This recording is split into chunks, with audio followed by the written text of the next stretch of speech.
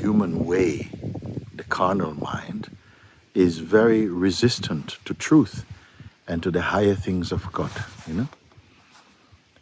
As we develop and become more mature, this mind influence lessens, it drops away, and you come back into the fullness, the full height of your real self, where there's joy and peace and love, and consciousness is your reality, you know. So we must not pay so much attention in the beginning, because we are a little bit intoxicated with, and become toxic with negativity. We are very selfish. We only think of ourself as a personal self in this body. It's very selfish, very selfish rather than selfless. And so we'll find it very inconvenient. The truth will feel inconvenient. You see, we turn away always to serve the small person in ourselves. But this is really out. I hope this is in the early stages, when we are in the early steps into spiritual awakening. Follow my words and my invitation to become more aware of this. The more you learn spiritually in the true way, it's not that you are amassing knowledge, storing up knowledge. It's more that truth creates more space in you. Truth creates less solid, stiff, what you may call contractions in your being. It frees you up, makes you feel light and open and bright, you see. So these are signs that you should wonder. So don't think that you're studying in the way that we say study at school or university, to have things that you have to remember in your head. No, real knowledge is really that you experience. It's experiential knowledge.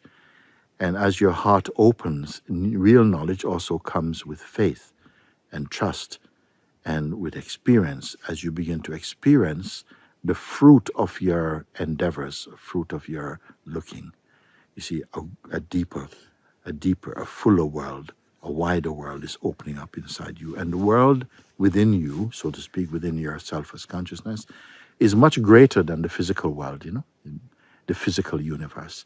The inner spiritual universe is much greater than the physical universe. We could go around for many, many thousands of years. You cannot fill the physical universe. Can you imagine what I mean by the spiritual universe? But it works by different laws, because physical universe, you have to physically, if I want to go there, I must walk and go over here. You see, I must use effort. But in what I mean by spiritual universe, you are not like the consciousness trapped in the body, the size of your body. You start to see that your body is actually inside your consciousness. And the consciousness is ever, it may seem expanding, but it's because actually it's infinite. It's just that you're growing back into your understanding feels like it's expanding in understanding, you see. So that the consciousness is expanding. But actually, as much as it can expand, there's always more. And why am I saying this? To give you some encouragement, because sometimes our lives can become so tight. You live in a very tiny world. You could live in a very big house, but your life is so tiny. You live in a big city, but your life is so tiny. You come from a big country, millions and millions of people, but your life is so tiny. It's tiny because your mind is enslaved by negative thinking and by wrong concept. And what I mean by spirituality is that experience, that grace that comes to open you up, to take your limiting walls away and to release you back into your space. And the infinite space of self will not feel just infinite, like, whoa, I'm being spread thin. It's like everywhere you are there. Everywhere you go, you are there. You see? I hope this doesn't feel too much for you, but more that you, it's not about qualitative changes or quantitative, not quantity of change, but quality of change.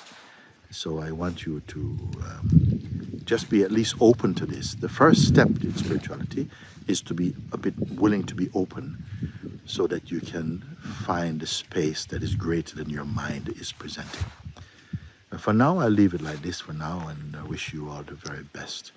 And God bless you. No matter what is happening in your life, yeah, because the mind can appear to become very contract. You can be living in a house the size of a pea, and that's not the truth. Yeah, but mind can become like ego can make this happen. So truth makes you much more expansive, expanded in your consciousness and in life and in joy and full of peace. Keep this feeling inside.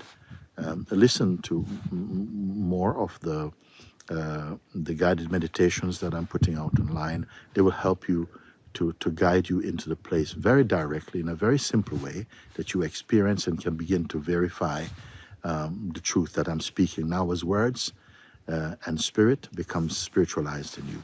Okay? God bless you. Have a wonderful day. Okay. Bye-bye for now.